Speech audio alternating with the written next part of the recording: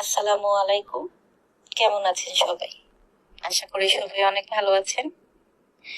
আমাদের মেয়েদের একটা কমন চিন্তা, আমরা সকালে ঘুম থেকে উঠেই ভাবি আজকে সকালে কি নাস্তা বানানো হবে, আজকে দুপুরের মেনুতে ঠিক কোন খাবারটা রান্না করা হবে, কে কোনটা খাবে, পরিবারের সদস্যরা কে কোনটা পছন্দ করবে।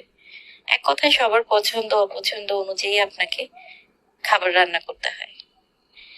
আসলে আমার কাছে মনে হয় রান্নাটা একটা শিল্প। আর রান্নাটা যত সহজভাবে আপনি করতে পারবেন তত আপনার অনেক সময় বেঁচে যাবে।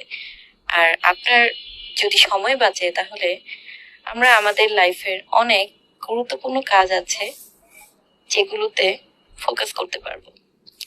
তো এই ভিডিওটি করা আমার গত ফ্রাইডেতে আমি মাটন বিরিয়ানি বানিয়েছিলাম,